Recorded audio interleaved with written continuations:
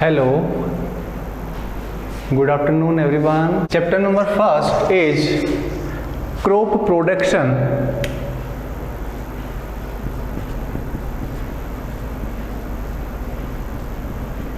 and management.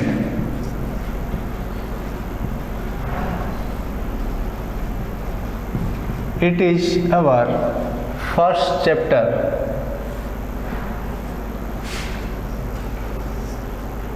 Chapter number first. It is our topic. बेटा पढ़ाई में ध्यान दें. ये एक बच्चा कौन है पीछे?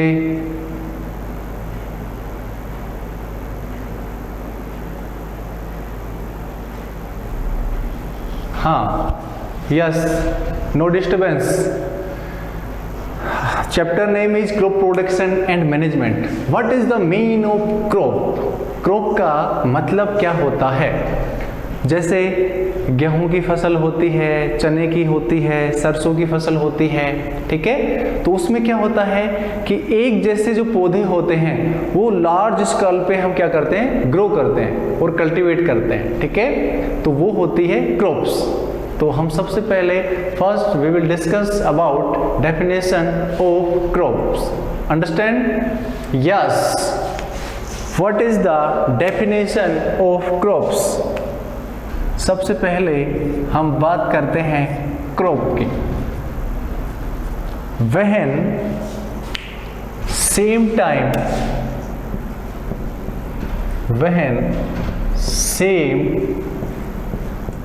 type plants are grown and cultivated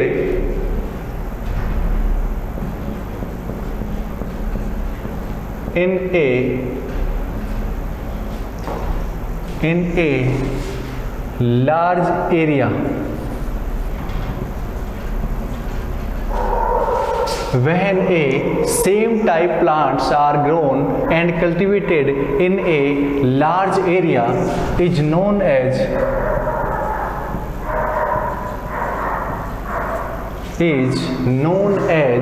crop. सभी को बेटा दिख रहा है? ओके करें, सभी ओके करें. थंब दिखाएं मेरे को. सभी को दिख रहा है? Very good. कुछ बच्चे स्माइल कर रहे हैं. सभी अपना वीडियो विजुअल रखें, ठीक है? देखो बेटा मैंने क्या लिखा है इसमें. सबसे पहले हमने बात की है क्रॉप.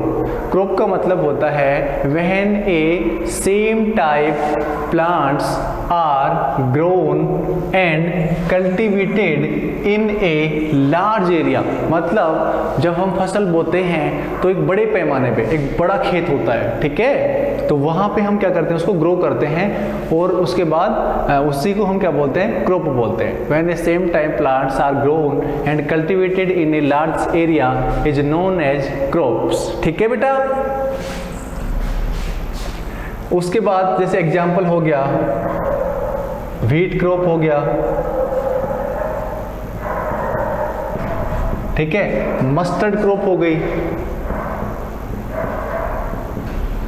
जैसे सरसों का खेत होता है तो उसमें सरसों के पौधे होते हैं, ठीक है? गेहूं का जो खेत होता है उसमें गेहूं के मतलब पौधे होते हैं. तो सेम टाइप मतलब जैसे गेहूं का खेत है तो गेहूं के पौधे होंगे, ठीक है? उसके बाद plants are grown and cultivated in a large area. जैसे हमारे 10 बीघा खेत होता है, 20 बीघा खेत होता है, ठीक है? तो उसमें हम क्या करते हैं, उसको बोते हैं, ठीक है? Sir please repeat. ओके, तो मैंने बोला sir please repeat.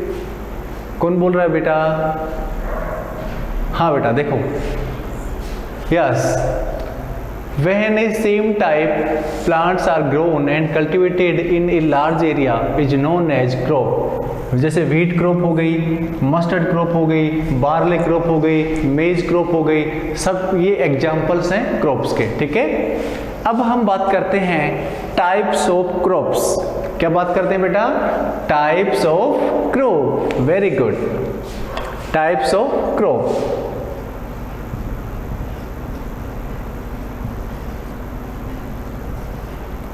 Types of crop, ठीक है, टाइप्स ऑफ क्रॉप। यहां पे क्रॉप्स आर ऑफ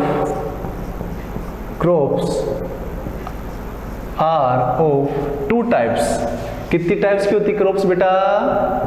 तुम्हारे एनसीईआरटी के अंदर कितने टाइप्स की क्रॉप्स दे रखी हैं? 2 टाइप्स की, रबी क्रॉप्स, खरीफ क्रॉप्स, और एक क्रॉप्स और है जायद क्रॉप्स होती है, ठीक है, लेकिन तुम्हारे एनसीईआरटी में वो ऐड नहीं है, ठीक है। बेटे सभी सीधे बैठ के पढ़े, कोई लेट के नहीं पढ़े, सीधे बैठो बेटा। Yes, crops are of 2 types. Crops कितने प्रकार की होती हैं? 2 प्रकार की, ठीक है। प्रिंसी ने अपना वीडियो विजिबल नहीं किया है, प्लीज सभी अपना वीडियो विजिबल करें, इसके साथ में किसी प्रकार की छेड़खानी ना करें, ठीक है। अपना वीडियो विजिबल करें, please visible your video.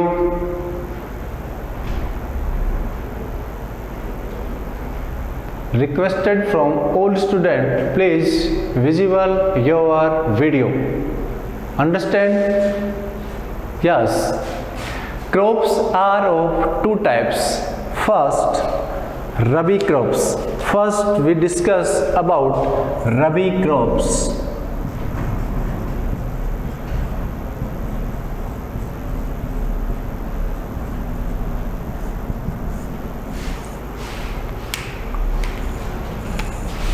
Rabi crops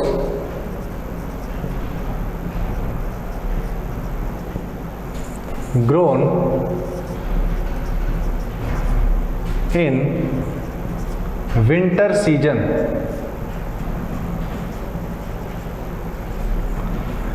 rabi crop grown in winter season. Rabi crops को कब बोते हैं बेटा?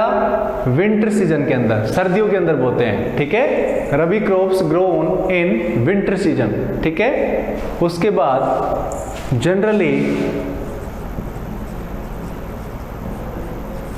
Winter season in India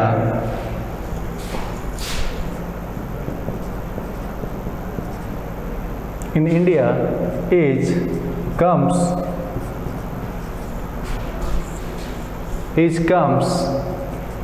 October to March, ठीक है। रबी क्रॉप्स कब बोते हैं? विंटर सीजन के अंदर बोते हैं। और विंटर सीजन कब आता है? हमारे अक्टूबर में स्टार्ट होता है और मार्च तक मतलब चलता है, ठीक है।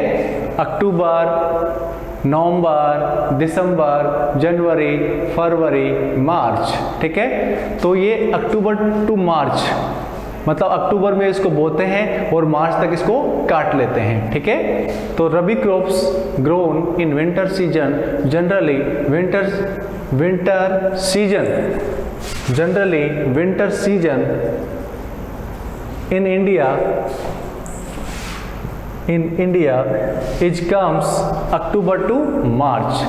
अब हम बात करते हैं, let we discuss about examples of rabi crops, ठीक है।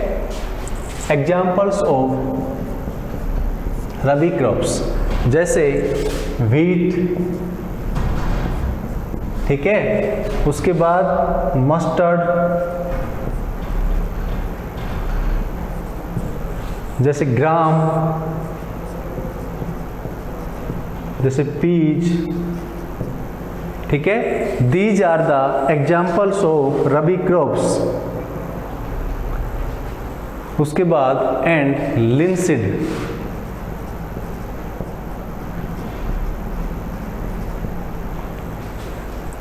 सबसे पहले हमें क्रॉप्स की डेफिनेशन पढ़ी। क्रॉप्स की डेफिनेशन क्या होती है यहाँ पे हमने लिखा। उसके बाद हमने टाइप्स ऑफ क्रॉप्स पढ़ रहे। Crops are of 2 types, rabi crops grown in winter season generally winter season in India is comes October to March. उसके बाद हमने इसके एग्जाम्पल्स देखे, जैसे व्हीट है, मस्टर्ड है, ग्राम है, पीज है और लिनसीड है। These are the examples of rabi crops. इसका उतारो जल्दी से, उसके बाद हम डिस्कस करेंगे खरीफ क्रॉप्स के बारे में। Next crops is kharif crops.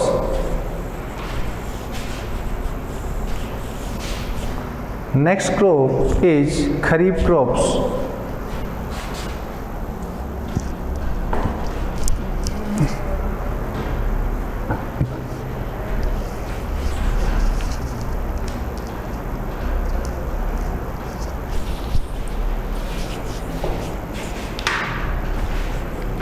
Can I rub this?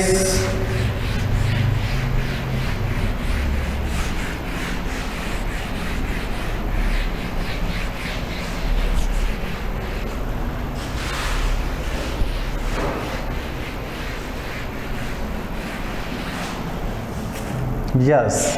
Next crop is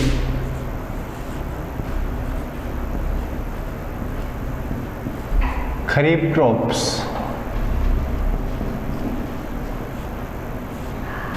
Next crop is Kharif crops. Crop, the crop grown in rainy season. The crop grown in rainy season is known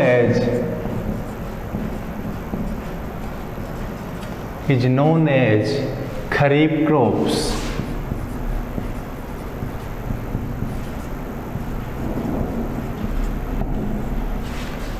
Rainy season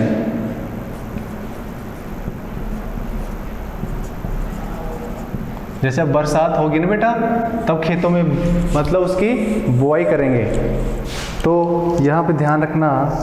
तो ये फसल rainy season में बोते हैं, ठीक है। The crop grown in rainy season is known as Kharif crop. Rainy season generally in India is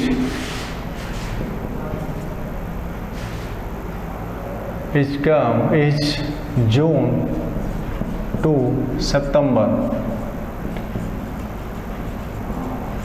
rainy season मतलब बरसात हमारे कब स्टार्ट होती है, जैसे जून चल रहा है अब हमारे मानसून आ गया, ठीक है। तो मानसून से अब बरसात होगी जून में, जुलाई में, अगस्त में, ठीक है। तो ऐसी फसल को क्या बोलते हैं हम? खरीफ क्रॉप्स। ऐसी फसल मतलब जब इस फसल को बोते हैं तो इसको पानी चाहिए, ठीक है, पानी की रिक्वायरमेंट होती है, तो रेनी सीजन के अंदर इसको सोविंग करते हैं। The crop grown in rainy season is known as Kharif crop. Rainy season generally in India is June to September, ठीक है, जून से सितंबर तक आता है। समझ गए सभी? Okay, yes. अब इसके कुछ एग्जाम्पल्स हैं, उनके बारे में हम डिस्कस कर लेते हैं। एग्जाम्पल्स कौन कौन से एग्जाम्पल्स हैं जो पार्टिसिपेट करते हैं खरीफ क्रॉप्स के अंदर? यस, जैसे हम बात करें बाजरा, ठीक है, उसके बाद ग्वार, ठीक है, सोयाबीन, उसके बाद नेक्स्ट है groundnut. These are the examples of Kharif crops. Understand? These are the examples of Kharif crops. Bajra, Gwar, soybean, groundnut. Okay? You can write this.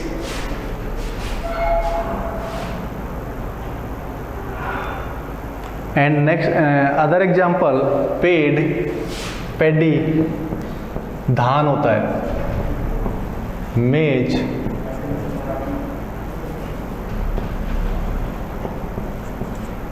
Okay, paddy, मेज, groundnut, soybean, bajra and cotton also, etc. etc. These are the examples of kharif crops. The crops grown in rainy season is known as Rabi kharif crops. Generally, rainy season comes in India June to September. ठीक है? And these are the examples of kharif crops. Bajra, guar, soybean, groundnut, paddy, maize, cotton, these are the all examples of kharif crops. मतलब बेटा इन फसल को हम अब बोएंगे, ठीक है? बरसात के दिनों में इस फसल को बोते हैं, ठीक है? समझ रहे हो सभी? सभी समझ रहे हो? अब हम बात करते हैं एग्रीकल्चर प्रैक्टिस की। Can I rub this?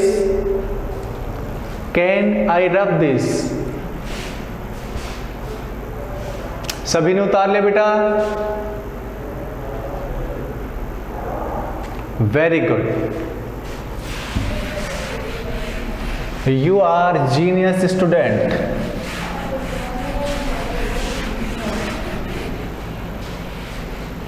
You are genius student. Yes, next topic is agricultural practice.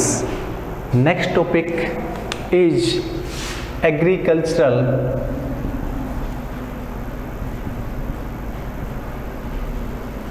practice.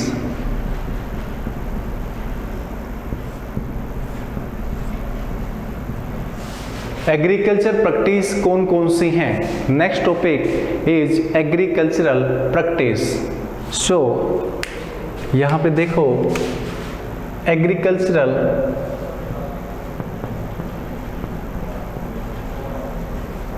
Practice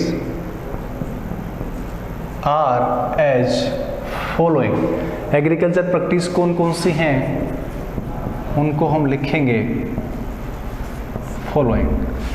यहाँ पे कुछ एग्रीकल्चर प्रैक्टिस हैं जो हम यहाँ पे डिस्कस करने वाले हैं। सबसे पहले हम बात करते हैं यहाँ पे preparation of soil.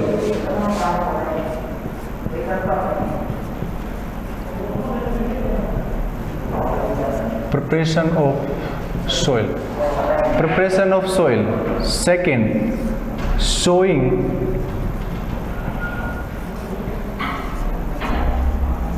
of seed. Third, adding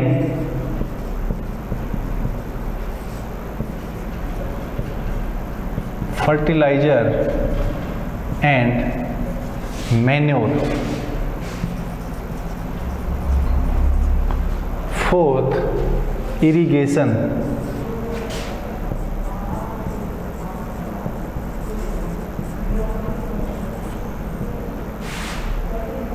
Fifth, protection from weed. Sixth, harvesting. And seventh is storage. ठीक है बेटा? ये क्या है? कुछ एग्रीकल्चर प्रैक्टिस हैं जिनको हम यहाँ पे एक एक करके डिस्कस करने वाले हैं, ठीक है? कितनी? देयर आर 7 एग्रीकल्चरल प्रैक्टिस, ठीक है? सबसे पहले जो एग्रीकल्चर प्रैक्टिस है वो है प्रिपरेशन ऑफ सोइल। सेकंड है सोइंग ऑफ सीड। थर्ड है adding fertiliser and manure. Fourth है इरिगेशन। फिफ्थ है प्रोटेक्शन फ्रॉम वीड। सिक्स्थ है हार्वेस्टिंग। सेवंथ है स्टोरेज। आपको इनका सीक्वेंस पता होना चाहिए, ठीक है? क्वेश्चन आ जाए कि right the agriculture practice in sequence, तो आपको सीक्वेंस में लिखना है कि पहले नंबर पे प्रिपरेशन ऑफ सोइल होता है। सबसे पहले मिट्टी तैयार करते हैं ना खेत में, first preparation of soil. Second, sowing of seed. बेटा ये बाल बना रहे हो बच्चे,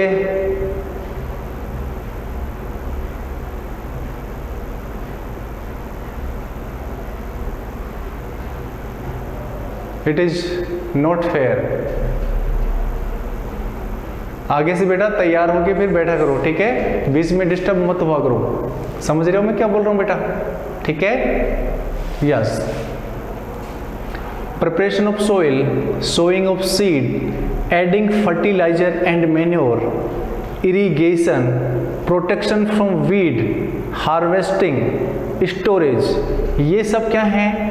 दीज आर एग्रीकल्चर प्रैक्टिस, ठीक है? इनको राइट करो, उसके बाद हम एक एक करके इनको पढ़ने वाले हैं।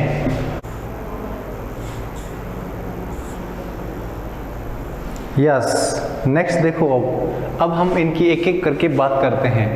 प्रिपरेशन ऑफ सोइल, सबसे पहले हम बात करेंगे preparation of soil.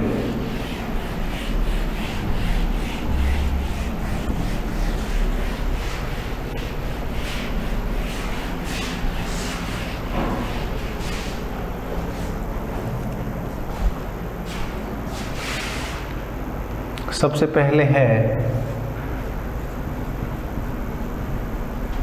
Preparation of soil.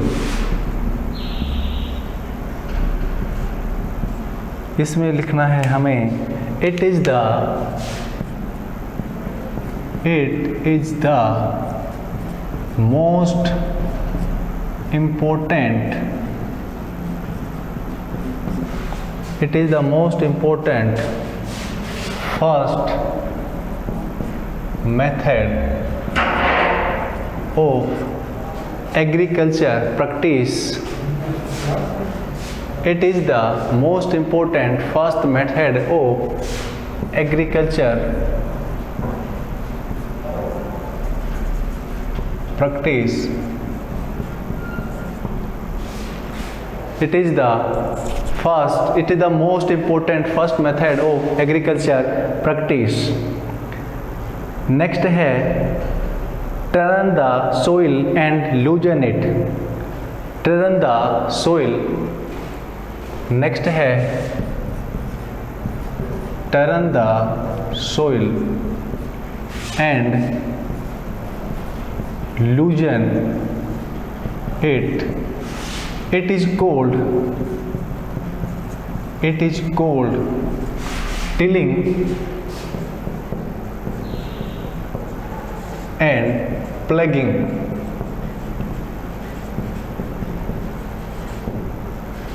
Turn the soil and लूजन it, मतलब मिट्टी को क्या किया जाता है? लूज किया जाता है, ढीला किया जाता है, ठीक है?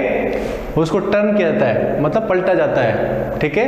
जो मशीन होती है ट्रैक्टर के साथ, उसके द्वारा, कल्टीवेटर बोलते हैं उसको, कल्टीवेटर के द्वारा हम मतलब मिट्टी को पलटते हैं और उसको लूज करते हैं। इसको बोलते हैं हम टिलिंग। क्या तो टिलिंग बोल सकते हैं या प्लगिंग बोल सकते हैं। क्वेश्चन आ जाए 1 नंबर का, what is the definition of plugging, ठीक है? नेक्स्ट है लूजन soil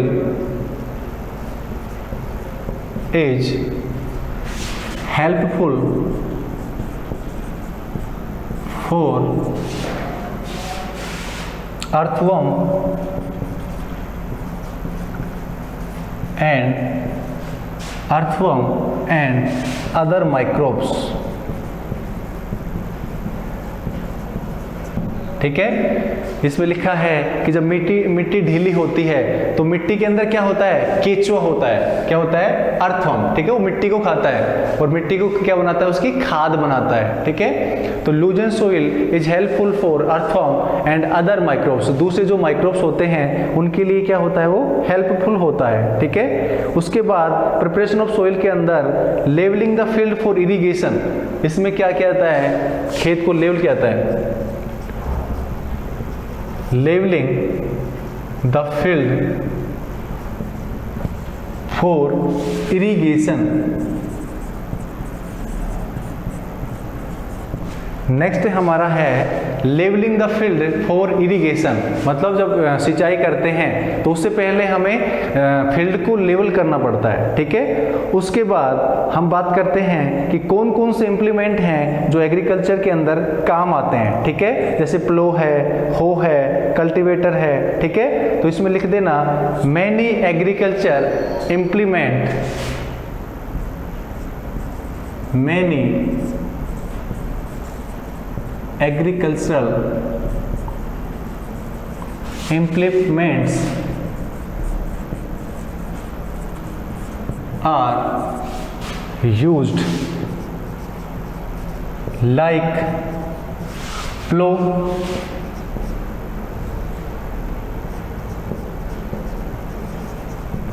hoe, cultivator,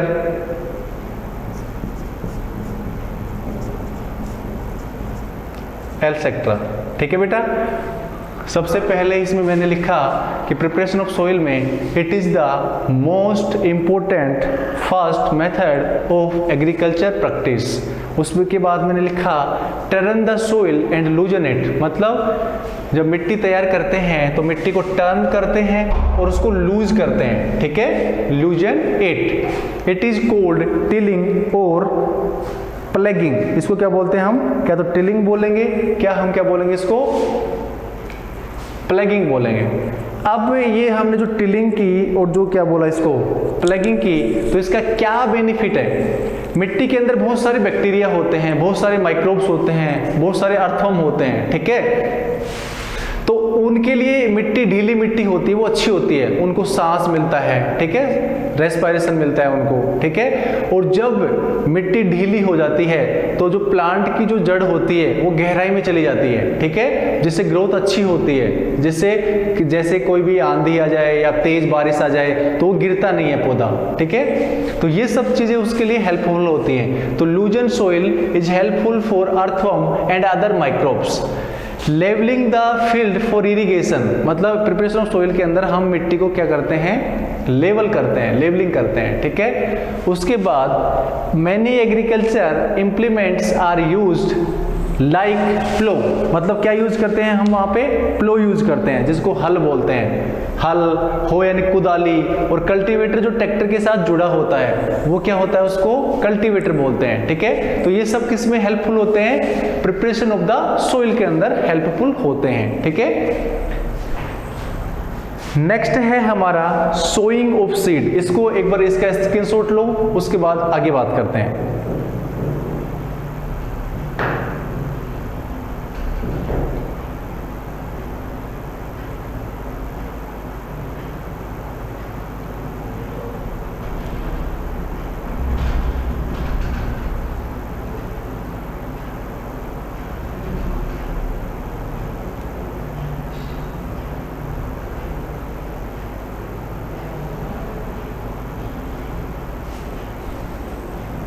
yes, can I rub this. Next है हमारा sowing of seed.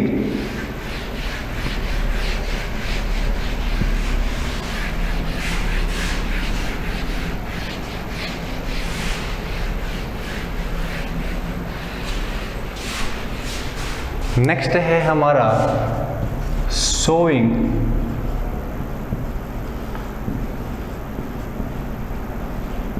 Of seed.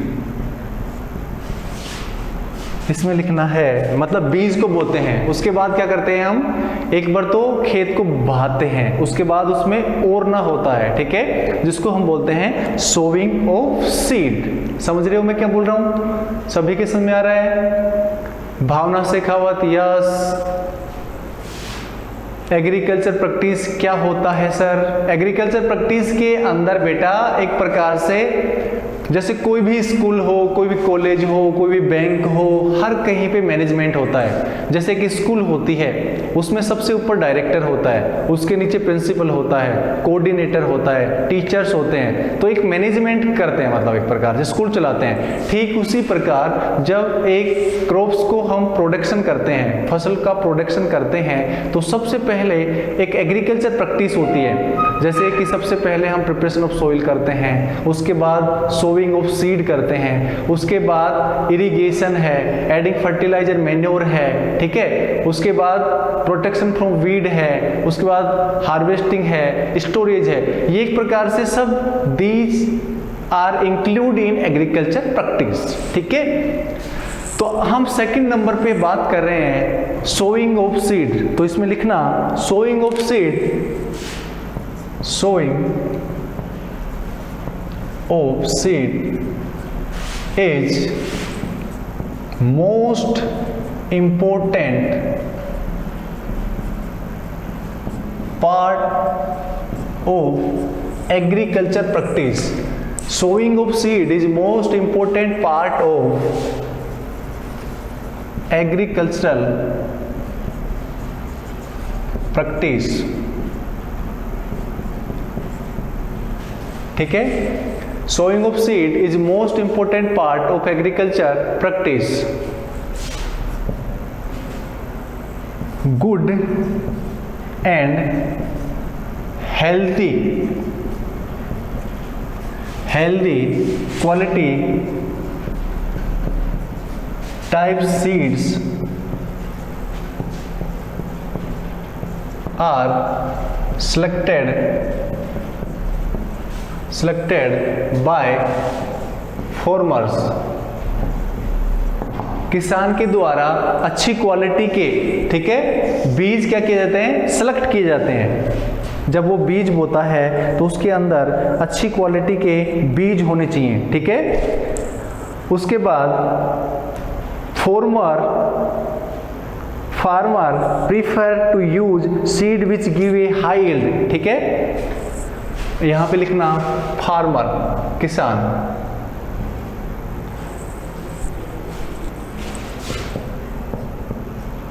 Farmer prefer to good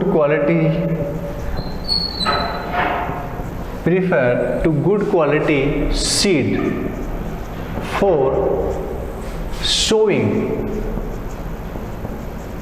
sowing के लिए जो किसान होता है वो अच्छी क्वालिटी के जो बीज होते हैं उनको प्रीफर करता है, ठीक है। जो अच्छी क्वालिटी के जो बीज होते हैं उनको क्या करता है, प्रीफर करता है, ठीक है। तो नेक्स्ट पॉइंट आप लिखना farmer prefer to good quality seed for sowing.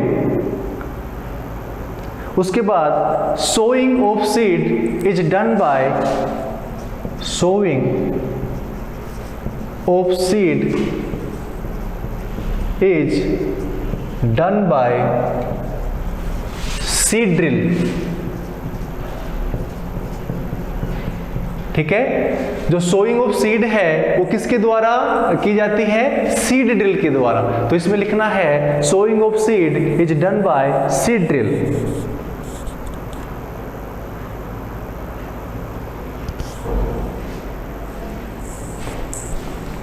Next लिखना sowing of seed by seed drill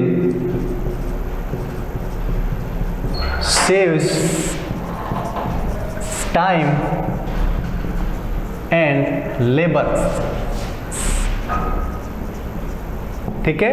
मतलब जब सोइंग ऑफ सीड होता है तो उसके अंदर मतलब एक प्रकार से टाइम भी बचता है और एक लेबर मतलब परिश्रम भी बचता है। जैसे पहले ऊंट से मतलब एक प्रकार से खेत को एक प्रकार से सोइंग करते थे तो उसमें टाइम बहुत कंज्यूम होता था, बहुत ज़्यादा मेहनत करनी पड़ती थी। उसके बाद जैसे जैसे जमाना हाईटेक हुआ, ठीक है, वैसे वैसे मतलब एक प्रकार से लेबर टाइम सबकी क्या होने लग गई, बचत होने लग गई, ठीक है। तो ये ध्यान रखना, ये सब चीजें जो मैंने पढ़ाई है आपको अच्छे से पढ़ना है, ध्यान लगा के पढ़ना है, मस्त तरीके से पढ़ना है और किसी प्रकार की कोई टेंशन नहीं लेनी है, ठीक है। उसके बाद हम पढ़ते हैं, कल अगली क्लास में मिलते हैं और जो मैंने पढ़ाया है उसको याद करके आना है, ठीक है। Okay student, take care, bye bye, good afternoon.